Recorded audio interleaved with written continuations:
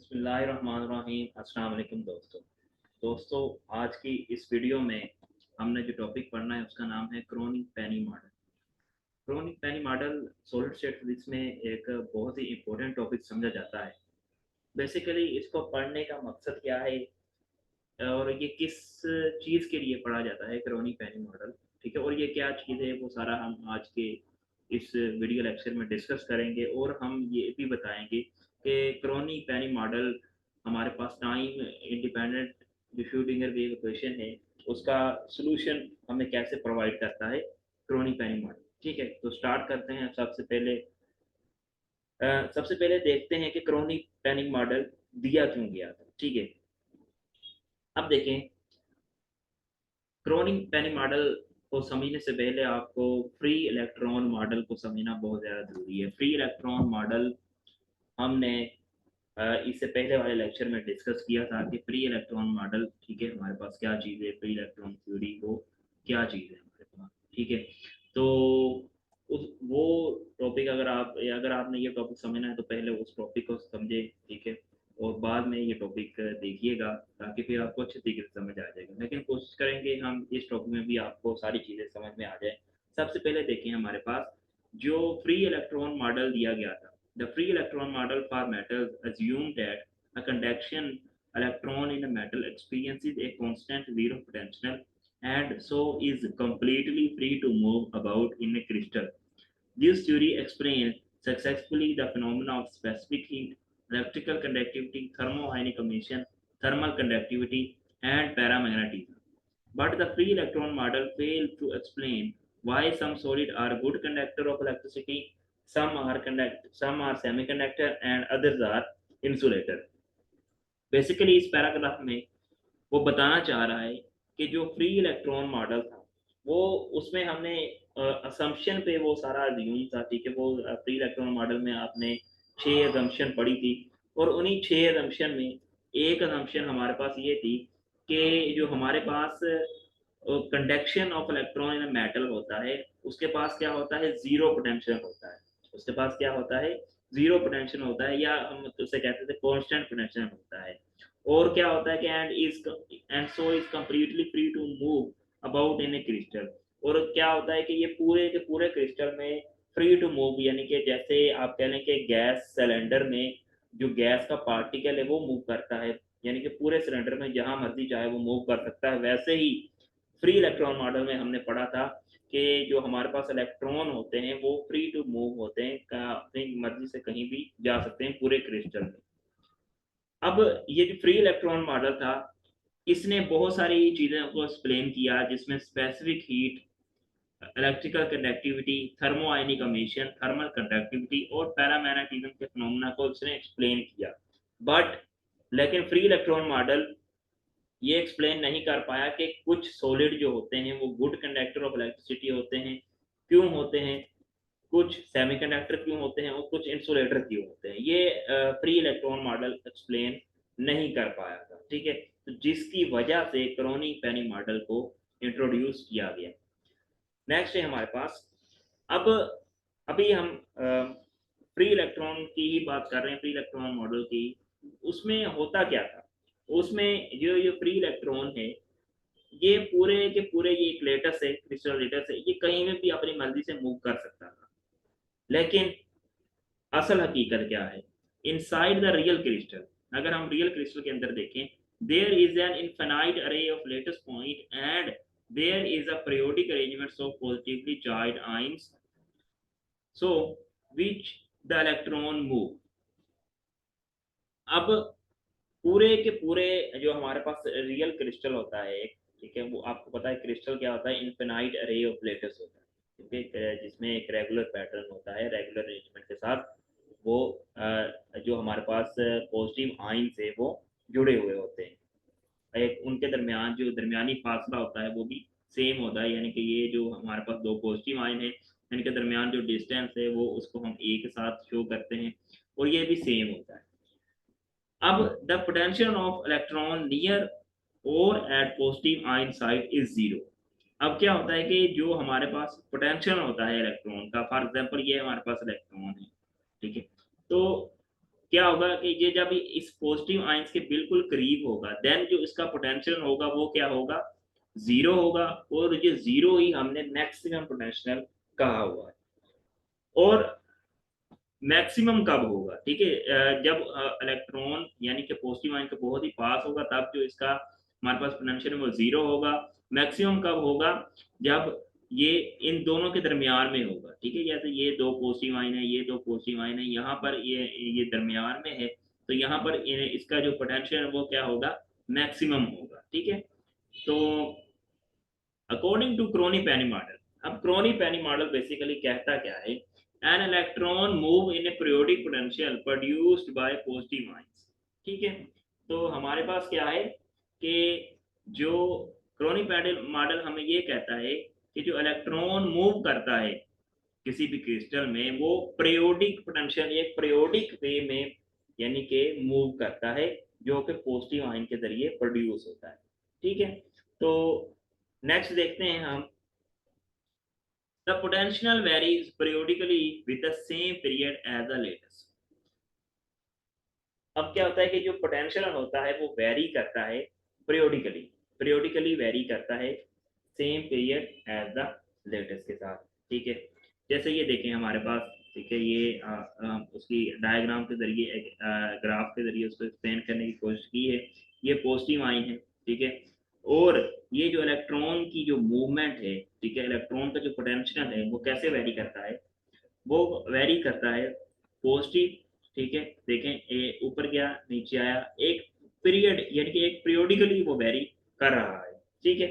Similarly A periodic arrangement of potential well, जैसे एक potential well की पीरियोडिक अरेंजमेंट होती है, ये हमारे पास पोटेंशियल वेल है। पोटेंशियल वेल के लिए भी आपको पोटेंशियल वेल वाला टॉपिक जैसे हमने पढ़ा था कि particle move in a box, ठीक है, particle move in a potential well या particle move in a box, वो भी टॉपिक है, उसकी भी लिंक डिस्क्रिप्शन में दी जाएगी, आप वहां से उसको डाउनलोड देख सकते हैं। वो भी पूरा डिटेल के साथ बताया गया है। उसमें भी ये बताया गया है कि जो हमारे पास इलेक्ट्रॉन होता है, ठीक है, उसमें भी वो जो मूव करता है एक पीरियोडिक वे के जरिए मूव करता है। Periodic arrangement of potential well and potential barriers, ठीक है, is most probably very close to the reality. ये बहुत ही रियलिटी के बहुत ज्यादा करीब समझे जाते हैं इसकी जो मूवमेंट है। अब देखते हैं कि श्रोडिंगर वेव इक्वेशन को बेसिकली ये कैसे एक्सप्लेन करता है ये मॉडल। अब ये हमारे पास एक पोटेंशियल वेल है, ये हमने पोटेंशियल वेल लिया हुआ है, ये उसकी मूवमेंट है, ये हमारे पास इलेक्ट्रॉन है, ठीक है, ये देखें पॉजिटिव आयन है, ये इलेक्ट्रॉन मूव कर रहा है। तो हम सपोज करते हैं ये हमारे पास इस पॉजिटिव आयन के जरिए हम सपोज करते हैं कि ये हमारे पास रीजन 1 है और ये हमारे पास क्या है, रीजन 2 है।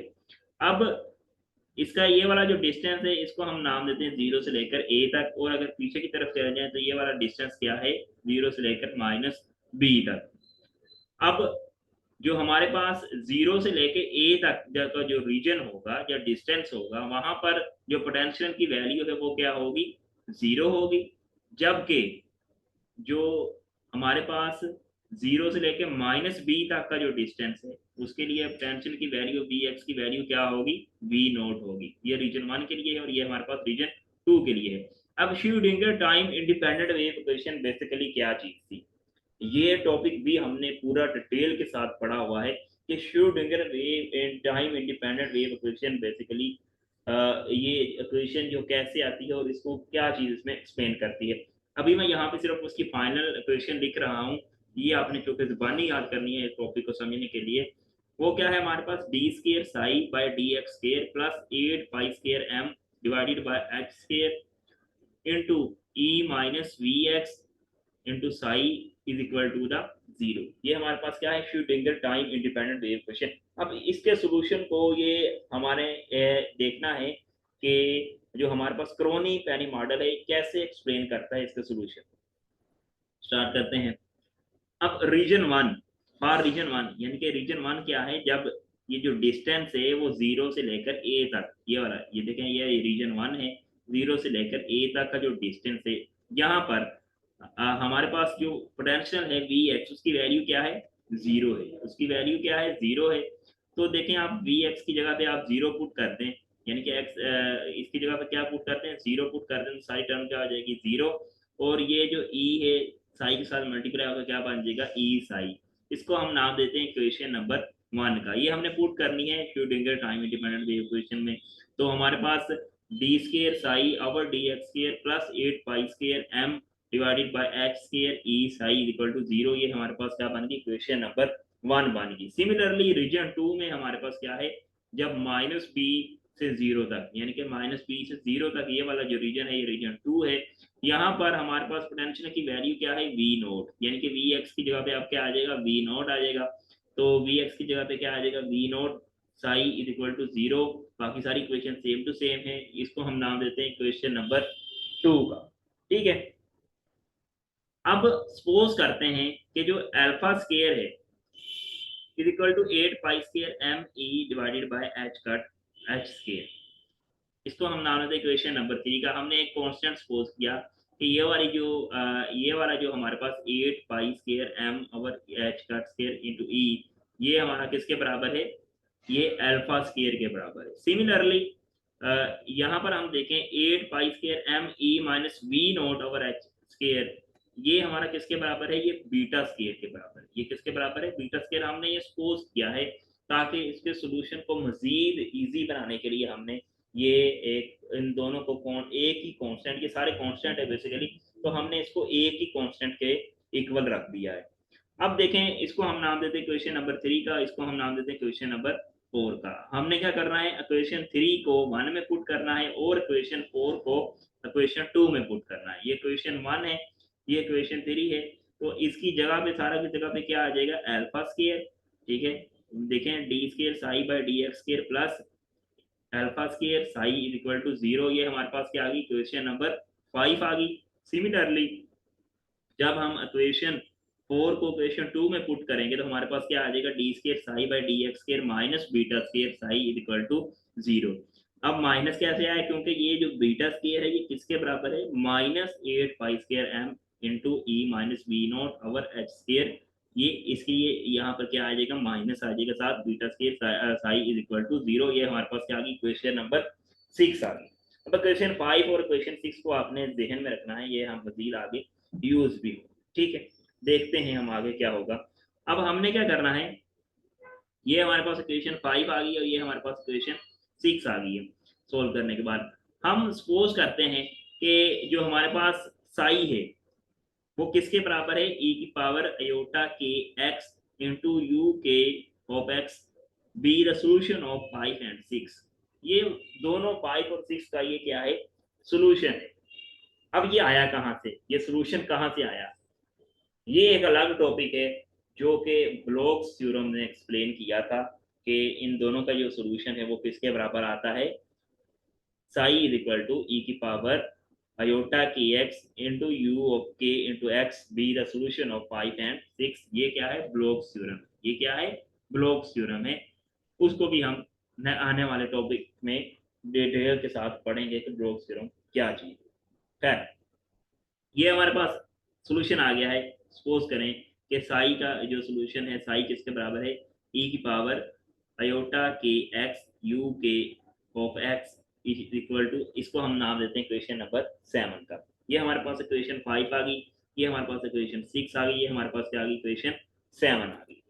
अब हमने क्या करना है, क्वेश्चन 7 को डिफरेंशिएट कर देना है विद रिस्पेक्ट टू एक्स। हमने इसको विद रिस्पेक्ट टू एक्स क्यों डिफरेंशिएट करना है, क्योंकि देखें ये साई की वैल्यू है, हमने इसको ये वाली वैल्यू हमने निकालनी है। तो इसके लिए हमें क्या करना पड़ेगा, पहले एक्स के साथ इसको डिफरेंशिएट करना पड़ेगा, फिर अगेन एक्स के साथ डिफरेंशिएट करना पड़ेगा, देन हमारे पास ये वाली वैल्यू आएगी। पहले हम देखें एक्स के साथ डिफरेंशिएट करते हैं। एक्स के साथ डिफरेंशिएट करने के लिए हम आप यहाँ पे क्या करेंगे, हम यहाँ पे डेरिवेटिव्स का रूल अप्लाई करेंगे जो कि प्रोडक्ट रूल होता है। देखें फर्स्ट वाला सेम का सेम आ जाएगा, ई की power iota k x same same आ जाएगा, दूसरे का क्या आ जाएगा डेरिवेटिव। अब डेरिवेटिव कैसे आ जाएगा, D u k by D x. ठीक है, ये डेरिवेटिव आ जाएगा प्लस अब क्या आएगा सेकंड सेम आ जाएगा, यू के क्या आ जाएगा सेम आ जाएगा, इसका डेरिवेटिव, इसका जब डेरिवेटिव लेंगे तो एक दफा तो ये वैसे ही लिखेंगे ई की पावर अयोटा के एक्स और साथ में ये जो पावर है इसका भी डेरिवेटिव लेंगे तो इसके एक्स का डेरिवेटिव 1 आ जाएगा अयोटा के साथ, वैसे का वैसे ही लिखा जाएगा। ठीक है, अब हम क्या करेंगे नेक्स्ट, फिर इसका अगेन डिफ्रेंशिएट कर लेंगे with respect to the x. जब हम अगेन डिफ्रेंशिएट करेंगे देन हमारे पास जो रिजल्ट आएगा वो क्या आ जाएगा, डी स्केयर साई और d x square which is equal to. अब यहाँ पर देखें, ये वाली जो टर्म है इसके लिए अलग से प्रोडक्ट रूल लगेगा, और ये वाली जो टर्म है इसके लिए क्या होगा, अलग से प्रोडक्ट रूल लगेगा। फर्स्ट वाला इसको देखें, फर्स्ट वाला तो सेम का सेम आ जाएगा, ई की पावर आयोटा के एक्स। सेकंड वाले का डेरिवेटिव है, ये पहले से डेरिवेटिव है, जब इसका अगेन डेरिवेटिव लेंगे तो क्या आ जाएगा, ये डबल डेरिवेटिव आ जाएगा, डी स्केयर यू के divided by d x square. Similarly plus का साइन आ जाएगा। अब देखें, अब ये वाला सेम सेम आ जाएगा, ठीक है, सेकंड वाली टर्म क्या आ जाएगी, सेम आ जाएगी, D u k by D x. और इसका क्या आ जाएगा, डिफरेंशिएट आ जाएगा, जब इसका डिफरेंशिएट लेंगे तो ई की पावर आयोटा के एक्स वैसे ही आ जाएगा, और पावर का डिफरेंशिएट क्या आ जाएगा, आई के आ जाएगा, आयोटा के आ जाएगा। फिर प्लस, फिर अब अगेन इस टर्म का हम यहाँ पे डेरिवेटिव लेंगे प्रोडक्ट रूल से। यहाँ पर अयोटा के कांस्टेंट है, इसको बाहर लिख दें, और ये वाली टर्म जो सिर्फ बचेगी इसको हम डिफ्रेंशिएट करेंगे प्रोडक्ट रूल के जरिए। देखें फर्स्ट वाली सेम आ जाएगी, सेकंड का डिफ्रेंशिएट आएगा, देन क्या आएगा हमारे पास, सेकंड वाली टर्म का डिफ्रेंशिएट, सेकंड वाली टर्म सेम सेम आ जाएगी, फर्स्ट वाली टर्म का क्या आ जाएगा, डिफ्रेंशिएट आ जाएगा। ये सिंपल प्रोडक्ट रूल लगाया है, इसमें कोई ऐसी लंबी चौड़ी बहस नहीं की। अब देखें आगे क्या होगा यहाँ पर। अब अयोटा के को जब हम अंदर मल्टीप्लाई करेंगे, ठीक है, नेक्स्ट स्टेप में हमने क्या किया है, अयोटा के को इसके अंदर मल्टीप्लाई कर दिया है। मल्टीप्लाई करने से हमारे पास क्या होगा, मल्टीप्लाई करने से हमारे पास, जब हम मल्टीप्लाई करेंगे तो अयोटा के, देखें अयोटा अयोटा से मल्टीप्लाई होकर क्या बन जाएगा, iota square which is equal to -1। तो इसलिए यहाँ पे क्या आ जाएगा, माइनस, मान लिखने की जरूरत नहीं है, के को के से मल्टीप्लाई करेंगे के स्केयर, यू के वैसे का वैसे ही आ जाएगा, ई की पावर अयोटा के एक्स आ जाएगा। अयोटा के जब यहाँ से मल्टीप्लाई होगा इसके साथ, तो अयोटा के साथ वैसे का आ जाएगा, ई की power iota k x D u k by D x आ जाएगा। अब देखें इसमें जो सेम टर्म है, जैसे ये वाली टर्म, ये वाली टर्म और ये वाली टर्म, ये दोनों क्या है, सेम है, तो ये दोनों ऐड अप हो जाएंगी। ऐड अप होने के बाद हमारे पास क्या आ जाएगा, रिजल्ट क्या आ जाएगा हमारे पास, 2 अयोटा के ई की power iota k x into D u के बाय डी एक्स, ये वाला बाकी सारी ये दोनों टर्म वैसे के वैसे ही साथ आ जाएंगी। इसको हम नाम देते हैं इक्वेशन नंबर 8 का। इसको हमने क्या नाम दे दिया है, इक्वेशन नंबर 8 का। ये हमारे पास डबल डेरिवेटिव का जो ये जो हमने डबल डेरिवेटिव लिया है इसका क्या आ गया है, सोल्यूशन आ गया है। अब हमने क्या करना है, इक्वेशन 7 और 8 को हमने इक्वेशन नंबर 5 के अंदर पुट करना है। इक्वेशन 7 और इक्वेशन 8 को हमने क्या करना है, इक्वेशन नंबर 5 के अंदर पुट करना है। इक्वेशन नंबर 5 को हम एक बार फिर देख लेते हैं कि वो क्या चीज थी। इक्वेशन नंबर 5 ये है हमारे पास, देखें इसकी भी वैल्यू आ गई, D square psi by D x square, इसकी भी वैल्यू आ गई, और साई की वैल्यू भी हमारे पास, ये देखें ये साई की वैल्यू हमने लेट की है, सपोज की है, जो कि ब्लॉक्स थ्योरम के जरिए आई है, ठीक है।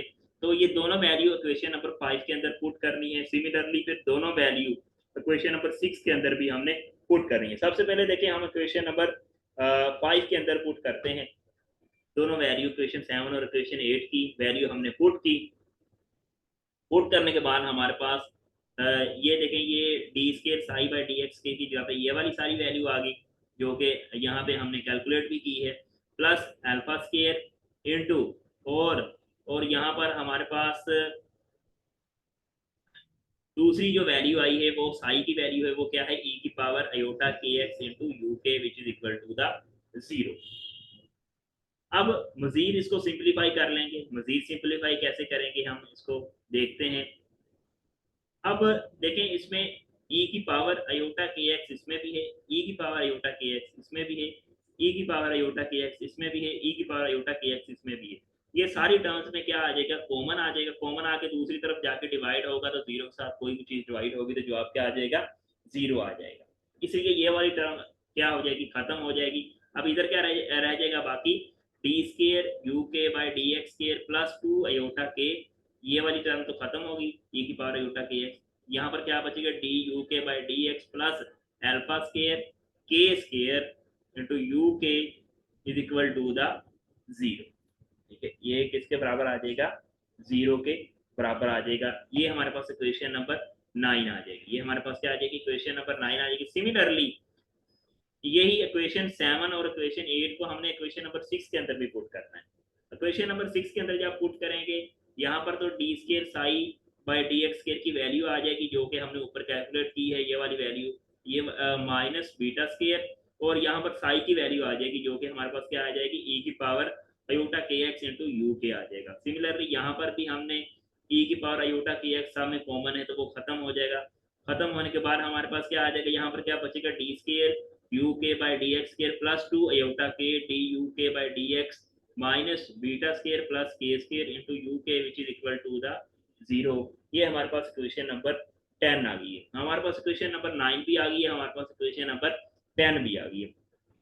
अब इक्वेशन नंबर 9 और इक्वेशन नंबर 10 का जो कि जर्नल सॉल्यूशन होता है, जो कि हमने यहाँ पे जुबानी याद करना है, वो किसके बराबर होता है, u1 which is equal to a into e की power aorta into alpha minus के into x plus b e की power minus iota alpha plus के into x। ये हमारे पास क्वेश्चन नंबर 11 है। सिमिलरली u2 हमारे पास क्या है, c e की पावर बीटा माइनस अयोटा के into x plus b e की power minus beta plus iota के into x। ये हमारे पास इक्वेशन नंबर 12 आ जाएगी। अब इन दोनों क्वेश्चन को जब हम सोल्व करेंगे बाउंड्री कंडीशन के लिए, सोल्व करने के बाद हमारे पास जो जवाब आएगा वो किसके बराबर आ जाएगा, p over alpha A sine alpha A plus cos alpha A is equal to cos K A, जो कि हमारे पास क्वेश्चन नंबर 13 आ गई है। अब यहाँ पर जो हमारे पास p आया है, p हमारे पास क्या है, p is equal to m naught b naught a b over H cut square. ये क्या चीज है, ये basically is the measure of strength with which the electron in a crystal are attracted towards positive ion on a crystal vector side। ये क्या चीज है, ये वो स्ट्रेंथ है, ये वो स्ट्रेंथ की मेजरमेंट है, जो कि जब इलेक्ट्रॉन अट्रैक्ट करता है पॉजिटिव आयन को, ठीक है, किस पावर के साथ उसको अट्रैक्ट करेगा, ये हमारे पास P है, जो कि जिसका फार्मूला ये होता है। अब हमारे पास देखें आगे क्या है, आगे हमारे पास दो केस, आगे हमारे पास क्या है, दो केस है। फर्स्ट केस है कि जब हमारे पास P जो कि अप्रोचेस टू 0, अगर P हमारे पास 0 हो जाएगा, देन हमारे पास इक्वेशन नंबर 13 क्या बनेगी। यहाँ पर देखें, अगर इक्वेशन नंबर 13 को अगर हम देखें तो ये हमारे पास इक्वेशन नंबर 13 है। अगर देखें यहाँ पर P 0 हो जाए तो ये वाली सारी टर्म क्या हो जाएगी, 0 हो जाएगी, सिर्फ पीछे ये वाली दो टर्म बचेगी। ये वाली जब दो टर्म बचेगी तो देखें cos alpha A equal to cos K A. अब कोस कोस भी दोनों में सेम है, तो यहाँ पे क्या आ जाएगा, अल्फा ए इक्वल टू के ए। अब ए तो ए पे क्या हो जाएगा, कैंसिल आउट हो जाएगा, तो अल्फा इज इक्वल टू के। यहाँ पर देखें अगर दोनों का स्क्वायर कर लेंगे तो alpha square is equal to k square.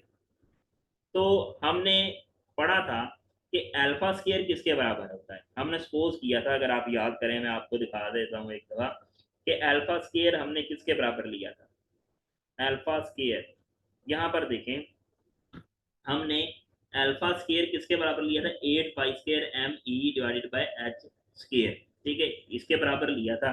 तो हमने क्या करना है, यहाँ पर हमने अल्फा स्क्वायर की जगह पे हमने अब क्या पुट कर दिया है, 8 pi square m E divided by h square, और के स्क्वायर की के का फार्मूला क्या होता है, k equal to 2 pi by lambda. K किसके बराबर होता है, 2 पाई बाय लैम्डा, और लैम्डा यहाँ पर क्या है, डी ब्रोगले वेवलेंथ।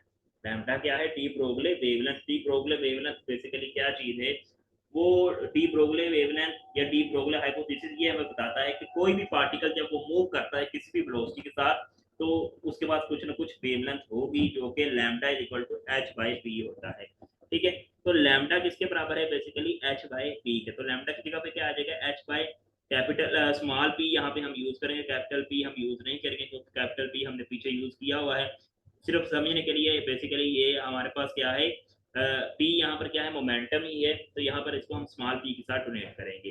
तो ये क्या हो जाएगा, 2 pi by H by P का होल स्केयर हो जाएगा। तो जब p डिवाइड का डिवाइड है तो ये ऊपर चला जाएगा, तो p स्केयर बन जाएगा। 2 पाई का स्केयर ओपन करेंगे तो क्या आ जाएगा, 4 पाई square divided bye h square.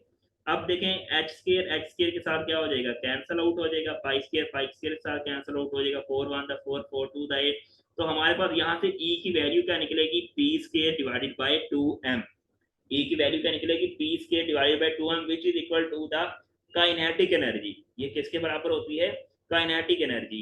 तो ये हमें बताता है कि एनर्जी जो होती है E यानी कि जो उसकी वैल्यू किसके बराबर आती है, काइनेटिक एनर्जी की वैल्यू आती है।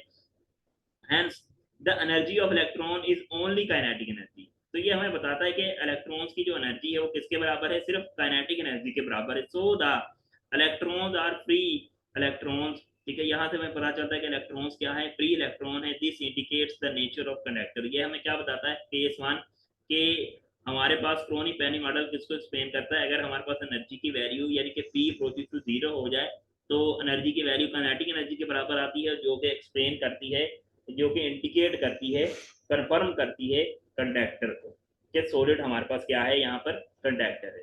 सिमिलरली केस टू को डिस्कस करते हैं। जब P अप्रोचेस टू इन्फिनिटी हो जाए, जब P अप्रोचेस टू इन्फिनिटी हो जाए, देन हमारे पास क्या हो जाएगा, ये हमारे पास इक्वेशन नंबर 13 है, इसको सेम लिखेंगे। अब P क्या है, इन्फिनिटी है। P हमारे पास यहाँ पर क्या है, इन्फिनिटी है। सिर्फ इक्वेशन नंबर 13 को थोड़ा सा सिंप्लीफाई करके लिखा गया है। यहाँ पर P हमने खत्म कर दिया है, यहाँ पे डिवाइड कर दिया है और यहाँ पे डिवाइड कर दिया है, या जब आप कह लें तो पूरी इक्वेशन को P के साथ क्या कर दिया है, डिवाइड किया। जब डिवाइड करेंगे यहाँ पर हमारे पास, तो ये हमारे पास कुछ आ जाएगा। अब हमारे पास क्या है, P approaches to infinity, P approaches to infinity.